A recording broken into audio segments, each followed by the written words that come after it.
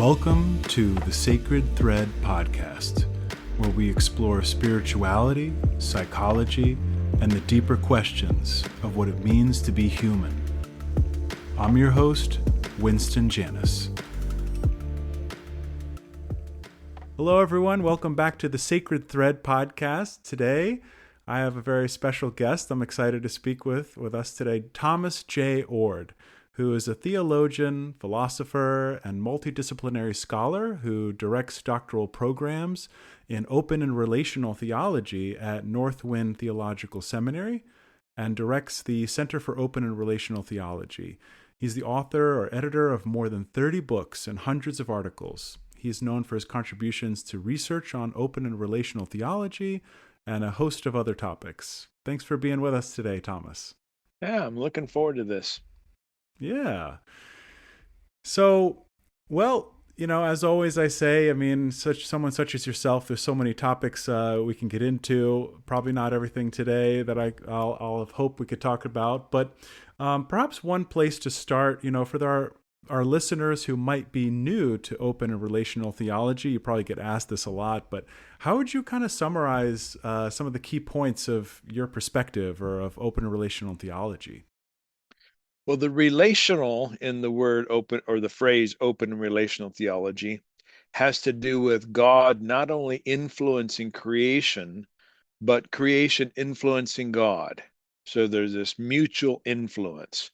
And that's an uncommon view in at least most of Western Christianity.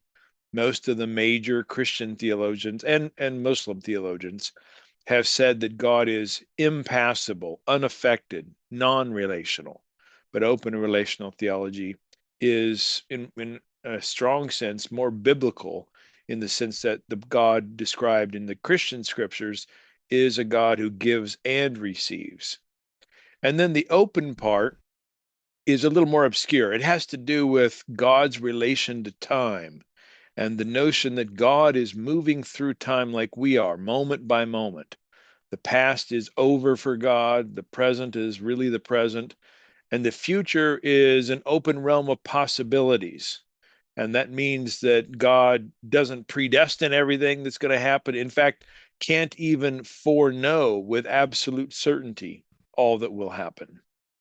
In addition to those two big ideas, most people in the open and relational camp want to rethink traditional ways of viewing God's power.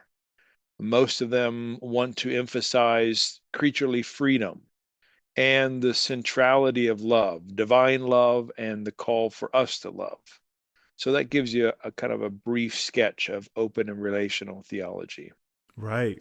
Yeah, I know there's a big need, I think, for in today's world in our society to kind of rethink theology, rethink God, traditional beliefs that are not working for a lot of people. Would you say maybe this is a big question, right? But how did you come to some of these perspectives? What was a kind of a catalyst to lead you down this path, would you say? Well, when I was in university in my early 20s, I took a course in philosophy of religion. Prior to that course, I was a raging evangelist, the kind of person who would accost you on the sidewalk or in a bar, or on the street, or in an airplane, and want to tell you about Jesus. But in this philosophy of religion course, I really heard for the first time smart arguments against the existence of God, arguments for other ways of thinking about God. And I had to admit that the traditional views I had just didn't make a lot of sense. And so for a while, I was an atheist. And then I returned to belief in God based on my quest for meaning and this deep intuition that love had to be at the center of life. And from those kind of restarting from new beginnings, I slowly began to add ideas that just seemed to make sense. And that is what I think open and relational theology is all about. Very cool. Yeah. It's interesting you talk about that, a deep intuition that love has to be at the center. And that kind of resonates with what I've been reading from your work, which says that the way that God interacts with us is a kind of alluring, a kind of inkling, kind of persuading, influencing creation. And it sounds like maybe God's been leading you along in that sense. Would you say that's true? Yeah, I think so. A lot of folks at least theologians in the traditions of Christianity, Islam, have said that God is loving in the sense of being benevolent, giving good gifts. But they've not said that God is loving in the sense of receiving, being in real give and receive relationships. So that's pretty important to me. But probably the idea that I'm best known for and maybe is most controversial is the idea that God's love is inherently uncontrolling, Right. that God simply can't control anyone or anything because God loves everyone and everything, and God's love is uncontrolling. Right, right. Yeah. Or when we spoke once before, on a different podcast that I had 5 years ago, we had talked a lot about your book, God Can't. Yeah, and that whole concept of God being uncontrolling love, which I think makes a lot of sense. But there's still sometimes it can be really hard, I think, for a lot of people, right, that are used to thinking of God as omnipotent, as all powerful, Right. to think that, okay, if God is uncontrolling, like we already touched on, one of the ways that God interacts with us is through this kind of influencing or persuading, um, Hmm. through. But yeah, it just sometimes it is a little hard to get clear on. Okay, if God doesn't control, we say, okay, that's one of the things that God does.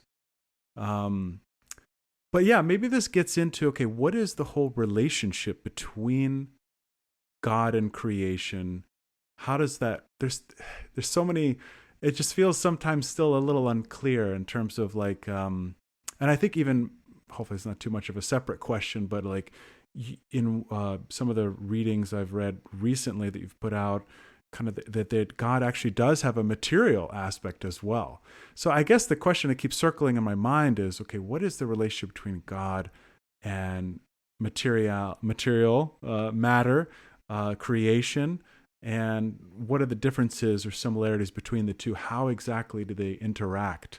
Just kind of curious if you'd speak to that. Yeah, that's a big question. So hold on to your hold Sure. on to your shirt, whatever that saying is. Yeah. Let me start with what I think is a pretty traditional view of those matters and one I reject. Hmm.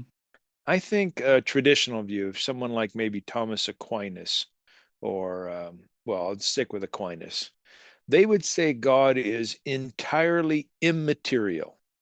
Hmm. They might even say God is spiritual, but God doesn't have any matter whatsoever. And God somehow, in some way, mysterious way, relates with, or not relates, that's not a good word, influences, controls maybe even the creation. Maybe not humans, free will creatures, but everything else. And folks in that tradition who start with an immaterial God typically tend towards saying that humans have both material and mental aspects, maybe a mental mind, but a material body. Hmm.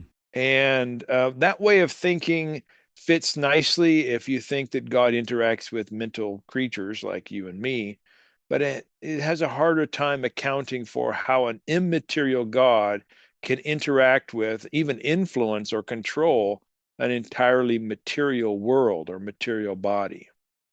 Now, what some folks will do, let's say David Bentley Hart, he'll say, well, God is a mind, and really, the only ultimately real stuff in reality outside of God are also other minds and ideas.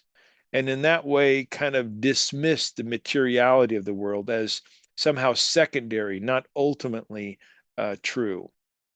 Another option is to go the way of at least some contemporary philosophers of science and dismiss mentality altogether. Just say the only thing we have real evidence for is materiality, our bodies, and our beliefs that we are thinking creatures, that we have a mental mind. Well, that's not true. That's just what the word is used, epiphenomenal.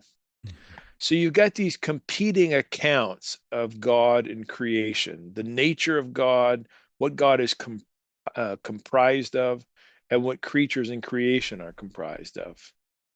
My proposal is one that will be seen, I think, initially as kind of radical, but I think it makes the best overall sense.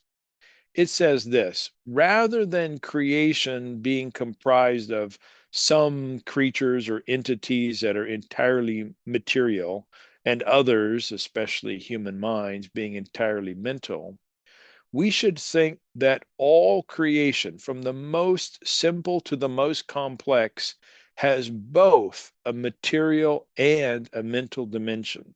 Mm. And this will help us then overcome this question of how a purely mental mind could interact with purely material body. It would say the mind has material and mental dimensions, and so does the brain and the rest of the body. And in fact, from the quarks to quasars, there's materiality and mentality in it all. And then we should also say, I propose, that God has both mental and material aspects. And if this is the case, then we have a way to really make conceptual sense of how a God with material and mental aspects can interact with creation and creatures with material and mental aspects. So a lot there, but what do you think of that? Yeah. So it's like, even though maybe it's hard to point to the material aspect, or how would you point to the material aspect of God? Right. I think when I was reading some of your work, you said, well, it's, can't really see it or touch it, but that doesn't mean a material aspect doesn't exist. Right. Right. Yeah, that's what I would say. Um, it's been a debate, even if you set aside all the stuff I've just said, it's been a debate within theology on how we might perceive God. Mm-hmm. Some folks, including one of my heroes, a guy named John Wesley, said, yeah, we have five senses. He was a follower of John Locke and said that whatever comes in the mind must come through the senses. And he said, we have five senses, and that's how we perceive the material world around us. But, said John Wesley, we also have a sixth sense, a spiritual sense. And because we have these spiritual senses, we can perceive a spiritual being called God. Mm. Now, I think that has got some problems to it. And one of the problems is this notion of spiritual sensation. I think we're better off to say that we do have five senses, but we also have non-sensory experience. We have intuitions. We have the capacity to what in the process theological tradition is called prehension, which is apprehending things in our world that we don't get through our five senses. That I think can help us then talk about perceiving this God who has material and mental dimensions, but the material part of that cannot be seen, tasted, touched, smelled, etc. Mm-hmm. And a couple of analogies for how this might make work or make sense. If in fact we have minds, and those minds interact with our brain and body. And if, in fact, those minds have material dimensions, which I think a lot of folks think intuitively is probably the case, um, it is true that when we open up our craniums, if we cut somebody's head wide open and look at the brain, we don't see a mind, running around in there. Right. We can't perceive it with our five senses. But another example would be this notion that many scientists, physicists especially, think that our universe is made up of 80 or 90% dark matter, matter that is material, but no one has ever sensed with their five senses. You can't see it, smell it, touch it, whatever. Mm. So those would be two illustrations of things that would have material dimensions but not be perceived with our five senses. Yeah, like dark matter is kind of like inferred that it's there. Exactly. Yeah. Right. Yeah. Right. In order to make sense of things, you have to think it's there. What exactly it's comprised of, we don't really know, but the proposal that it has to have a material dimension. Yeah, this reminds me a little bit of some thinkers where I've heard the idea proposed that rather than the material universe being the ground of reality and then mind and consciousness arise from that, that it's actually might be the inverse of that, which is that the consciousness itself is the ground, and out of that rises material and everything else. Would you say there's a Yeah, similarity there? there's a number of people who propose that. I'm against that view. Hmm. My view says not that consciousness is first and then materiality comes later. My view is that mentality and materiality are ultimately fundamental everlastingly. So there is no first consciousness and then matter, or there's no first matter and then consciousness. There is matter and mentality all the way down, everlastingly. Neither one was first. They're always together. Okay, so they're kind of inherently intertwined. Yes, that's right. I gotcha. Anything that exists has both of them in it as part of it, whether it's God or creation. Gotcha. Well, maybe this is a good segue to one of the questions I wanted to ask you. Like we said, I know I've been following some of your work. You're working on a systematic theology of love and progress, talking more Yeah, about your theory of creation. I know that you mentioned that creation ex nihilo is something you are not supporting of, right? That right. theory doesn't make sense in a lot of ways.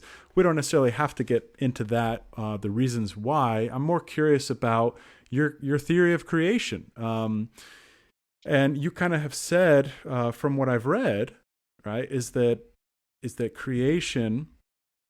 Well, maybe I'll just let you say your your theory Yeah. of creation, and then I might ask my question about it after that. So, how would you kind of summarize what your theory of creation might be?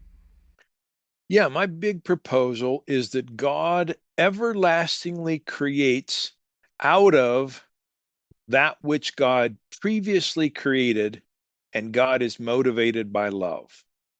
So there was no t equals zero, absolute beginning to God's creating. God has always been creating, but never out of God's self or never out of some stuff that God didn't know was there and stumbled upon. But God is always creating out of that which God previously created with no absolute beginning. And this is a mind-boggling view, I admit. But it's the same kind of logic that underlies the notion of God having no beginning. I'm just adding the notion that God's creating had no beginning, and it's always been in relation to that which God previously created. Mhm. Now, I know some people get a little bit nervous when they hear me say that I'm proposing there's something alongside God that has always been around. And I like to try to head off some worries about that.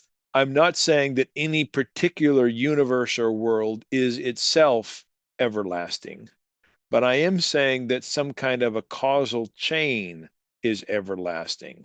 And so each entity in that chain is temporal, but the chain is ongoing, not because it exists, all by itself, but because God constantly is creating in relation to what God previously created. Other people, other people worry anytime someone proposes some theory that doesn't have some kind of absolute beginning, that, a lot of folks like creation out of nothing because it says, well, the world had a beginning. There was nothing prior to that except God. And therefore, there's an ultimate starting point. But those who make that claim still have God as beginningless. So they're making some kind of ultimate claim. So I could say more, but let me stop there. Sure. Yeah, I don't know, and maybe that's the answer, but I guess as I'm thinking about this and as I read it when you originally wrote it down or when I first read it, that the idea of okay, God is always creating not from nothing, But Right. from what God previously created, sounds to me like, okay, so let's go back down in the past, down the chain, right? So God Yeah. previously created, so wouldn't it follow that at some point God would have created that first something in order to have something to create out of? Otherwise, if not, then wouldn't it mean that, okay, God is eternal, and then the material, whatever it is that God is creating out of, also is eternal in some sense? Yeah. Well, there seems like there's two questions in there what you've said. One was, wouldn't it make sense if we start thinking about these creations that there would be a first creation in the series? And my answer to that is it makes about as much sense as saying there's a first moment in the divine life. Just about every theist doesn't think that's true. Just about every theist says that there was no first moment to God because God exists everlastingly. Mm-hmm. I'm using the same logic when it comes to God's creating in terms of this causal chain. Mm-hmm. The second one, what was the second one? I've Right. forgotten now. Well, right. Uh, It's kind of like, oh, I so. know. Yeah. Go ahead. I know what I was going to say. I was going to throw in an illustration. Now, before I give this analogy, let me say there's going to be no perfect analogy for what I'm trying to say because Mm-hmm. this is like a metaphysically unique situation, but I'm going to give it a shot, okay? Mm-hmm. Mm-hmm. Um, I'm coming to you from Idaho, and I spend a lot of time hiking in the wild parts of Idaho, and there are quite a few wild horses out here in Idaho. Now, let's suppose there was a stallion out here in Idaho who lived 10,000 years, the same stallion for 10,000 years. But let's suppose that in the herd the stallion had, the mares in the herd, lasted, I don't know, 15 to 20 years, whatever a standard life is for a wild horse.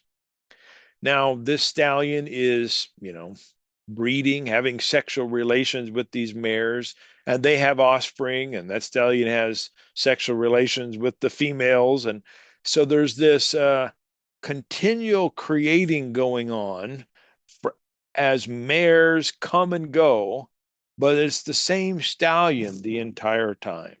Mm-hmm. Let's take that analogy and then just imagine that stallion lived forever. Mm-hmm. And so just as there would be mares that are born in, breed and die, there are worlds that are born and die, but God exists everlastingly. The chain of mares is everlasting in this proposal, and the stallion would be everlasting if we're going to, make this like the God creature world. But each mare in that series is temporal, has a shorter time span. I gotcha. I think I'm just a little still trying to understand if it's from something that God previously created. Mm-hmm. Then, right, how does that, so like, it would seem to me that there would have to be a point at which the creation didn't exist. I Why don't is know. that? Yeah, I mean, well, because like you've stated, God previously created it at some point. So if there is no beginning to that creation, then it would seem to me that creation also exists alongside God eternally, rather than Gotcha. having had a beginning point as well. That's the part I'm Yeah. stuck on. Well, let's use the mare analogy. Mm-hmm. Every mare did have a beginning, but the series of mares had no beginning. So that's the point I'm saying. And if you say to me, okay, so why doesn't the series have to have a beginning? Then my response to you is for the same reason God's series of moments of living doesn't have to have a beginning. Hmm.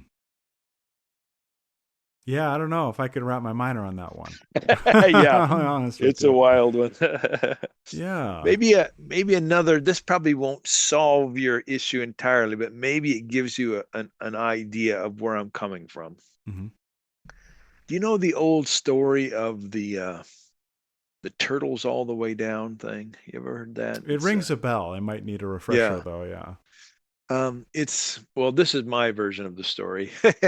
Suppose a kid comes home one day from school and says, "Dad, you cannot believe what they told us in science today." Dad says, "What's that?" He said, "They told us that the world is just spinning in space." And Dad said, "Yeah, that's true." Son says, "Yeah, but what I don't understand is what is holding up the world?" The dad thought about it for a while and realized his son might not understand the notion that the earth is suspended in space and said, "Well, son, underneath the world is a giraffe." And the son said, "Oh, interesting." A couple days later comes back and says, "Dad, I've been thinking about this world." Says, "What is underneath the giraffe?" Hmm. Dad says, "Underneath the giraffe is a turtle." Son says, "Oh, okay, that makes sense." Comes back a few hours later, says, "Dad, I've been thinking about this. Okay, there's a world spinning out there. It's held up by a giraffe. Underneath that giraffe is a turtle, but what's underneath the turtle?" Father realizes the kid's catching on to this, and in a stroke of genius, the dad says, "Son, it's turtles all the way down." Now, that story, I think, illustrates something in philosophy that we call metaphysical ultimates. We have to begin with something we think doesn't have a prior explanation. Hmm. Most people start with God. I'm starting with God creating out of that which God previously created. That's my metaphysical starting point. I think there's lots of advantages to that, but it is different from what most people who believe in God would say. Is it a way of kind of maintaining a distinction then between God and creation in some It way? is important. I do want to have a distinction. And here I think your non duality stuff might come into play. Hmm. I want to say that God is numerically distinct from the world. So God is really something other than you, me, and all of creaturely existence. Mm. But I also want to say that there are real similarities between this distinctly other God and you and me.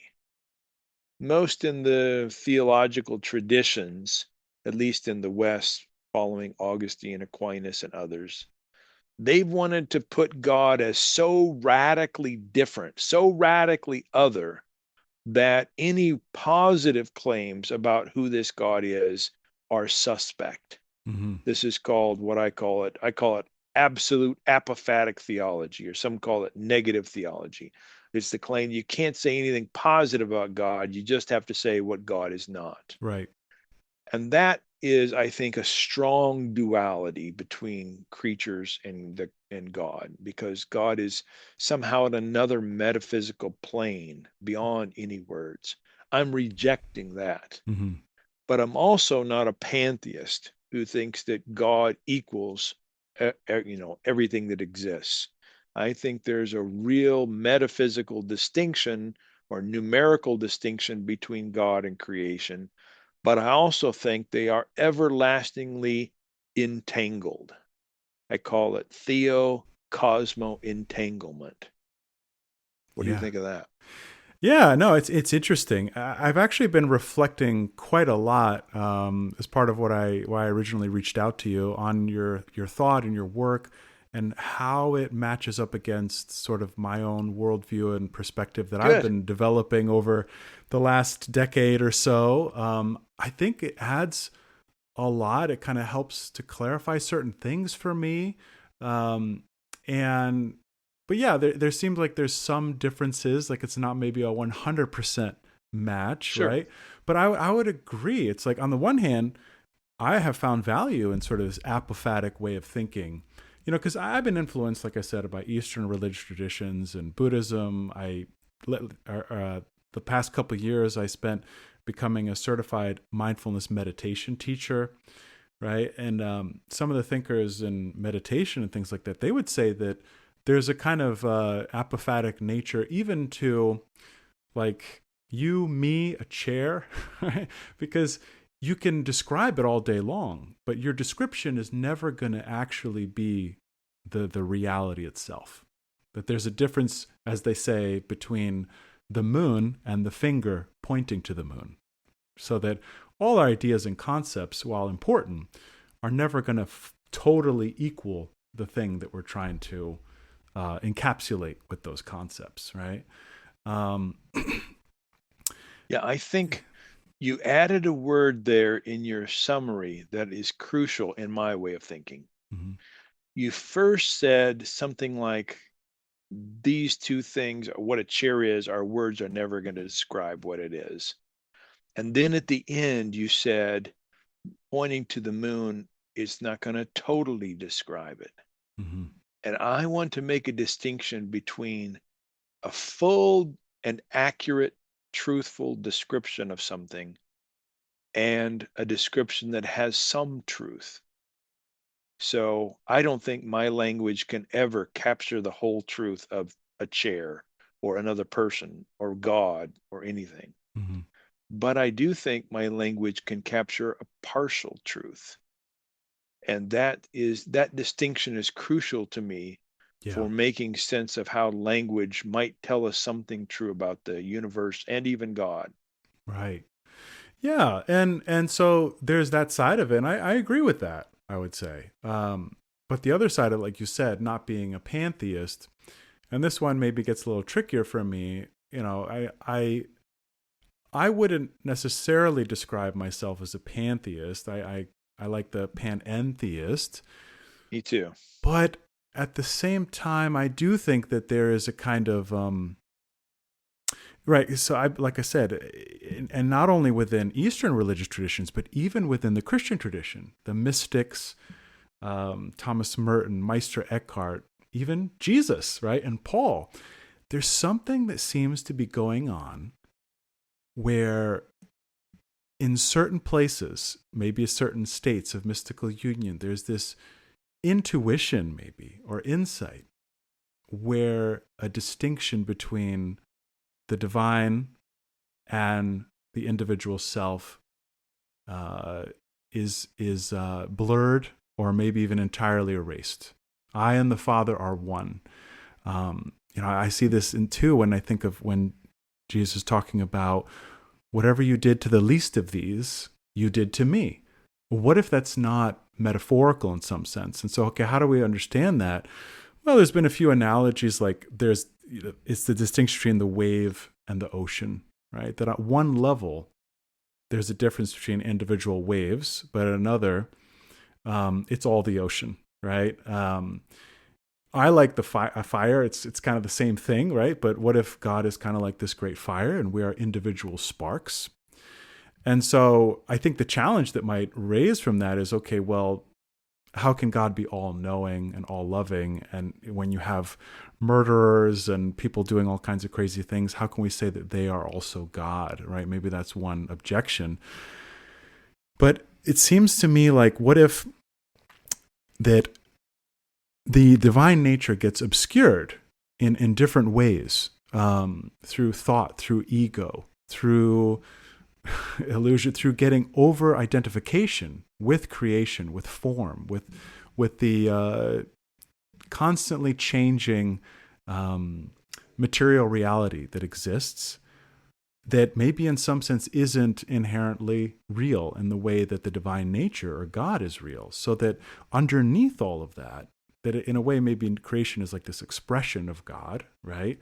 God is the soul, and that within each of us, that underneath all the noise and the ego and all of that, there exists this kind of core that is ultimately not separate from God or is one with God. I don't know. What do you think of that?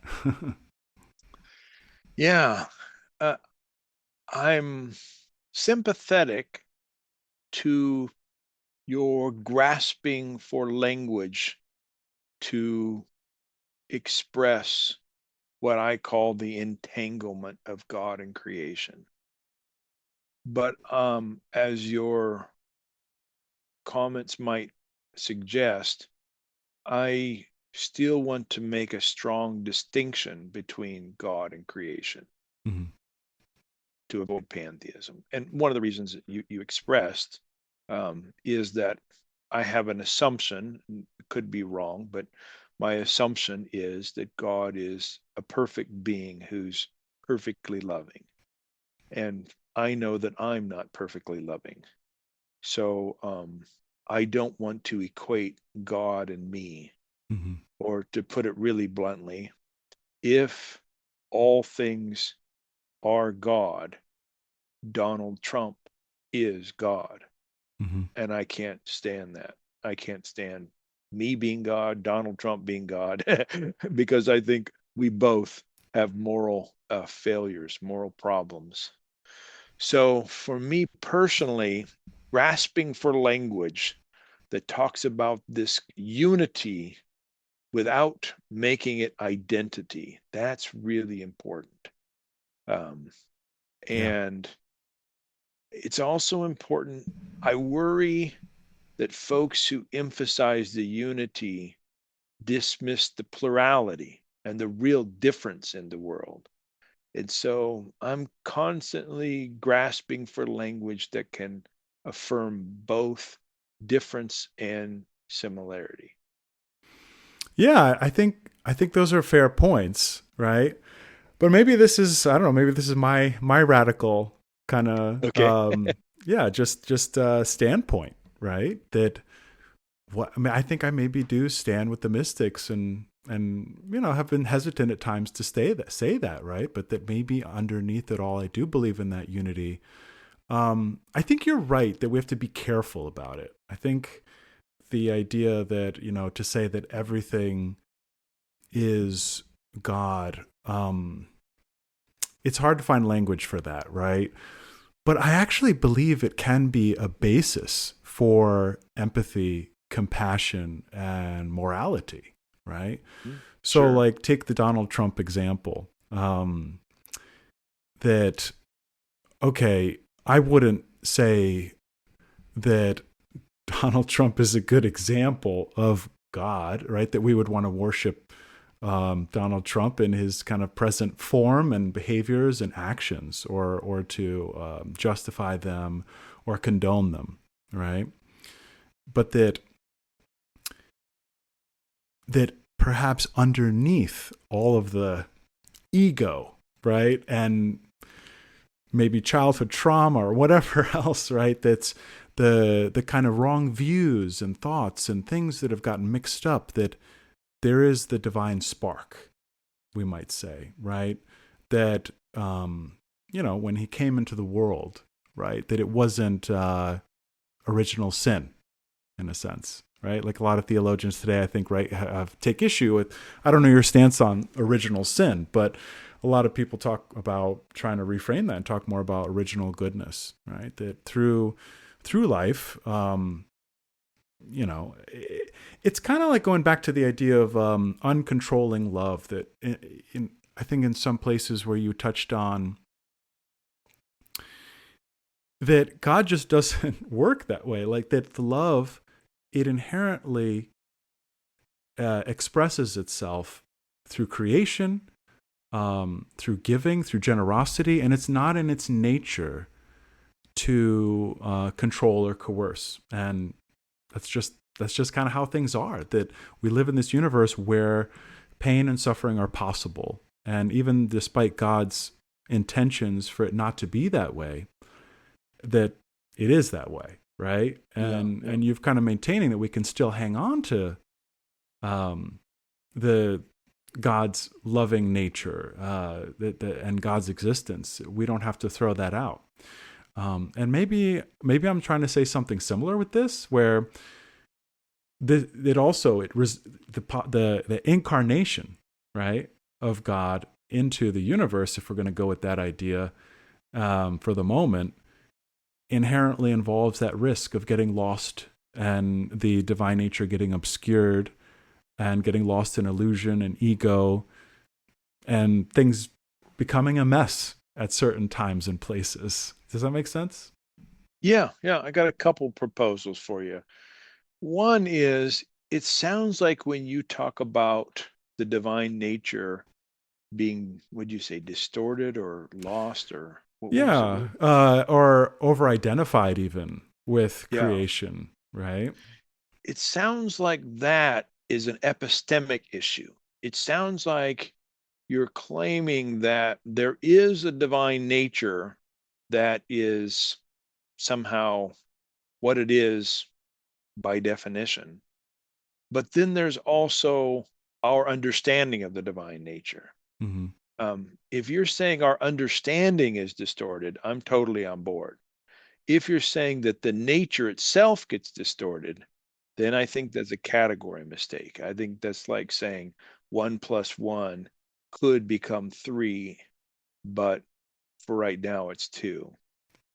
But I think more so than that issue, I have a proposal for you to Sure. consider. All All right. Yeah. right. This goes to the Donald Trump illustration. Uh-huh. I I think Donald Trump and everything that exists is intrinsically valuable. So I reject original sin if it's understood as we're all rotten to the core somehow. Mm-hmm. I think I'm intrinsically valuable. You are. Donald Trump is. This Gatorade Zero bottle has intrinsic value. Everything, everywhere, at all times is intrinsically valuable. But, and this intrinsic value isn't God. It's real creatureliness that has intrinsic value. So it's not the divine spark. It's not the God in us that's valuable, but we're really rotten. No, we are intrinsically valuable, and so is everybody else. But one of the differences between you and me, Donald Trump, and God is that we, as intrinsically valuable creatures, can make choices that are not positive, that are not loving, that are not good. And I think God always does what's loving and good. So that's a big distinction, and why I would never call me God or Donald Trump God or you God, but I would reserve that word for this entangled entity that is perfectly loving. What Hmm. do you think of that? Yeah, it makes me wonder because I'm always, I know a lot of folks, they like to argue and find contrasts and fight things Sure. out. And, sure, there's a value to that. But I'm always one to try to find, okay, how can we harmonize? How can we Yeah, integrate? And I don't know, that's part of my nature, the peacemaker. I don't know. good. But so it makes me wonder if, yeah, maybe there's real distinctions, like you're saying, Yeah. but to try to harmonize it perhaps with my view, because this is kind of what I had been reflecting on earlier, was like, we can find lots of examples of unity within diversity, or diversity within unity. I mean, take the human body, for example, even, right?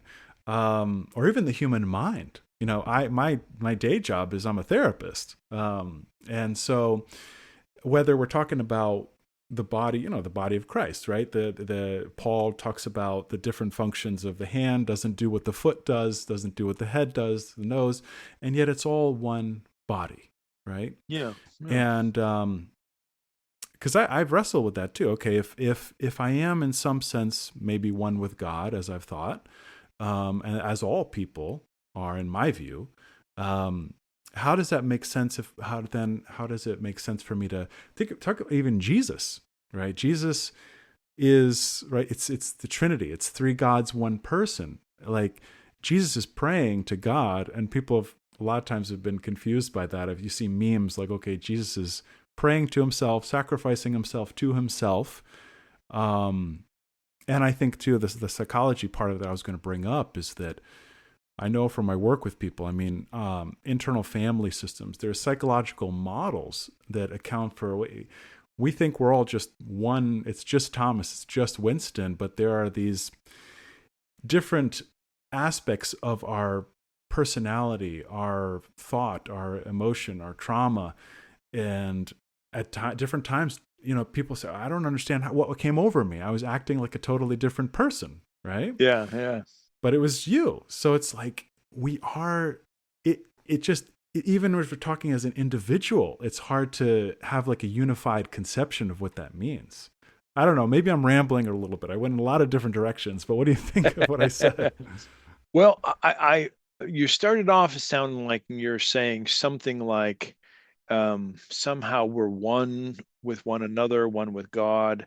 And there is a sense in which I want to strongly affirm that because I think we are interrelated, that who I am is partly shaped by who you are, and who I am is partly shaped by God's influence in my life. And I think God's experience is partly shaped by me. Mm-hmm. So there's this interpenetration, this interrelationality, Yeah. this this deep oneness in that sense. So I'm with you on that. I just am very uncomfortable when I feel like that collapses.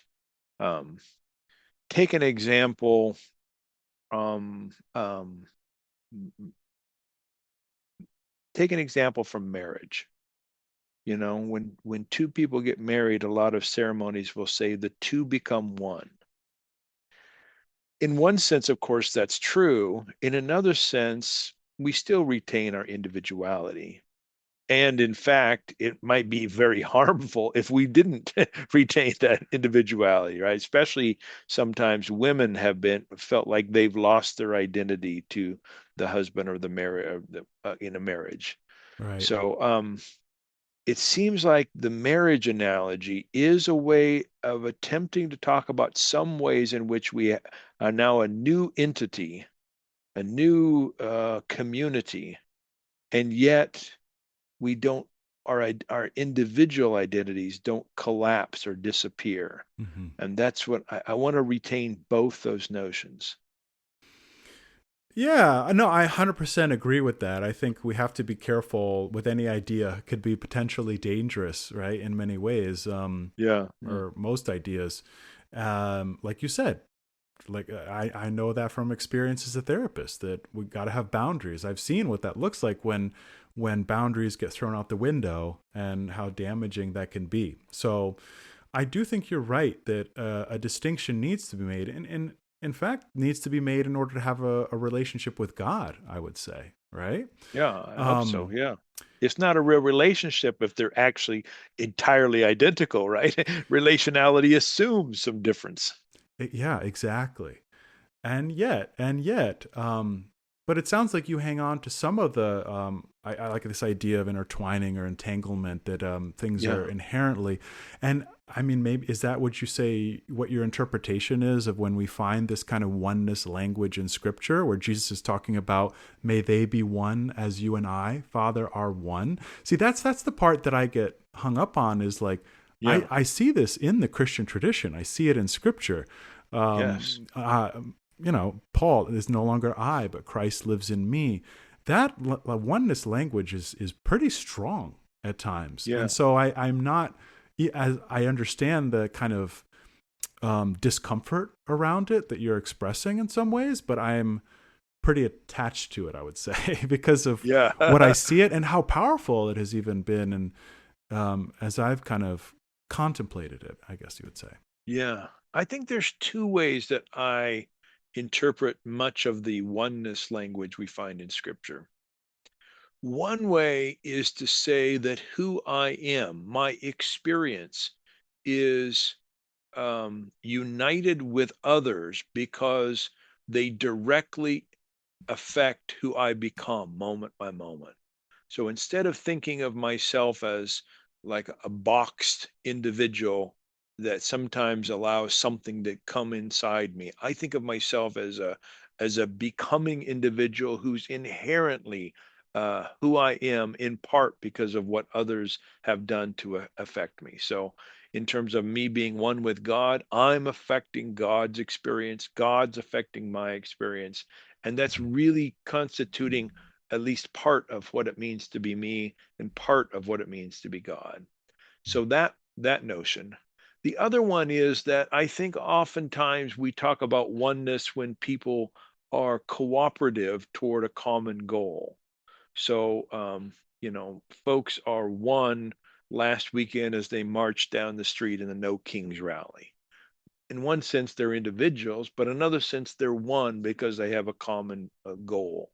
And you can use that all kinds of different ways. So Yeah. when I am cooperating with the call of God to love in a particular moment, I'm one with God in the sense we have a common purpose. So both those are, one's kind of an ontological claim, and the other is more of a teleological claim. One is my oneness is really constituted by my relationship with God and others, and the other is my oneness is really constituted by our common purpose. Mm-hmm. Yeah. Yeah. No, I mean, I think that makes sense. I don't know. I just wonder for me that I still think I hang on to this idea. We're always in process, right? Always developing, Right. but almost like that at one level of reality or from one level of magnification, that we are absolutely two different individuals. And we are separate and we're living in different parts of the world. But at that another level of magnification, right? Like looking at the earth. We are one. We're in the same Yeah, spot, I can live with that. Yeah, I'm Yeah. with that. Yep. Yeah. So I guess that's in part how I think about it. Yeah. Yeah.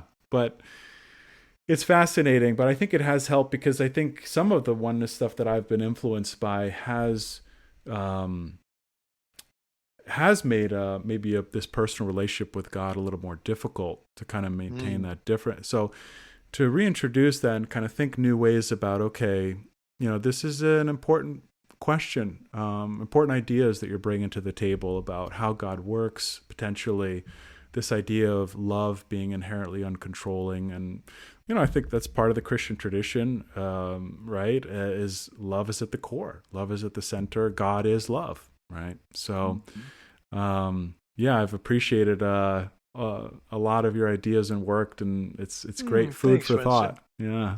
Yeah. Yeah. Well, I don't know. Maybe this is I'm trying to think if I had any other kind of burning questions before. I know we're running close to the end of our time here. Well, I have one more thing I want to say, if that's all Yeah, right. I absolutely. just Go thought for of it. this. I wish I would have inserted it 5 minutes ago in our conversation. No worries. Go for um, it. this is kind of abstract, but I think it gets at some of what we were talking about. Mm-hmm. Um, in philosophical circles, when people are really talking about ultimate questions about plurality, unity, etc., there's one camp that really wants to emphasize the plurality, and it looks at the world and sees all the differences and says ultimately we're pluralists. And they have a hard time seeing any kind of similarities. Other folks, and I first interpreted you as in this camp, other folks see differences but say, yeah, but fundamentally it's all one. So there's unity. And maybe folks in that camp think that everything is progressing toward this ultimate union. We're on the way, but when we finally get there, it'll all be one. Mm-hmm. At least that's some in the Eastern traditions talk that kind of way. Right. I've been very influenced by Alfred North Whitehead, and he has this clever little phrase to address this. He says, the many become one and are increased by one. And that's his way of saying that the many do have this deep relationality. And in one particular moment, something new occurs in which the past coalesces in the present. But because he thinks that we're always in process, there's something new in the next moment, and there's going to be a new plurality.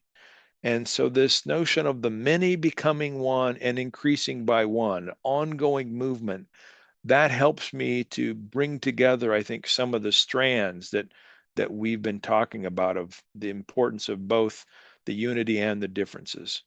Absolutely. Yeah. Thank you for that.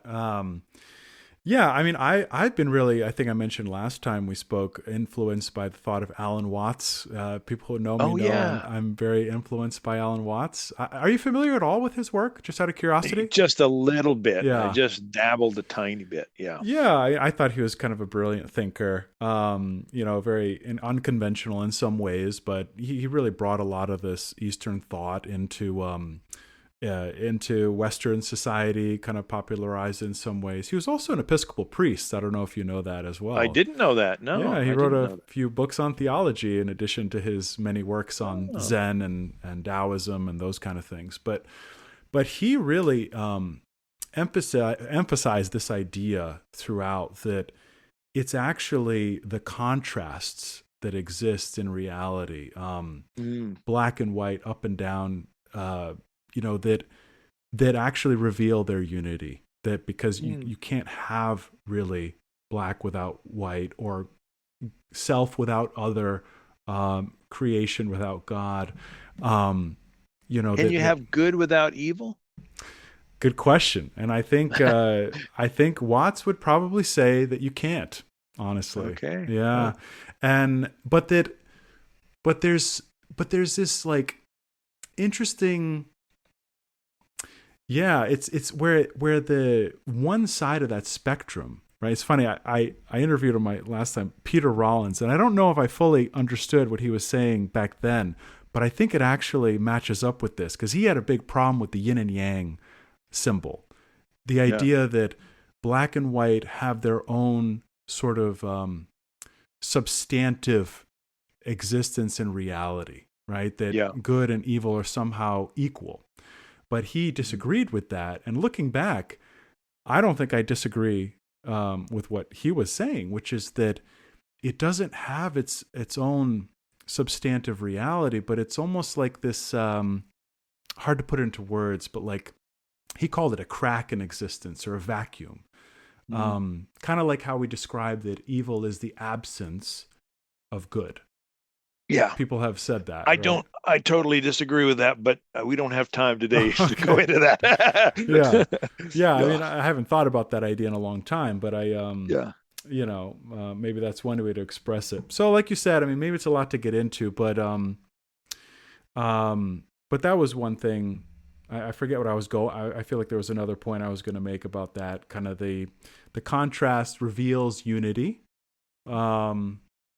And something else related to what you said about Whitehead, but it's slipping my mind now, of course. Oh, well, that's all right. Well, let's do it another time.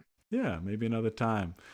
Well, Thomas, yeah. So, and anything you would like to let listeners know about things you're working on, where we can find you online, anything you feel like sharing like that? Yeah, if folks want to really dive into my alternative creation theory, I'm writing a systematic theology of love and posting the full chapters on Substack. So just look for my name. My last name is spelled Oord, Thomas Jay Oord, and you can get the details on that. Excellent. Yeah, and I'll link to that as well into the description of the podcast episode and all that. So, well, yeah, thanks so much for being with us. It's been wonderful talking with you. And great. Yeah, until next time. Thanks, Winston. All right, bye-bye.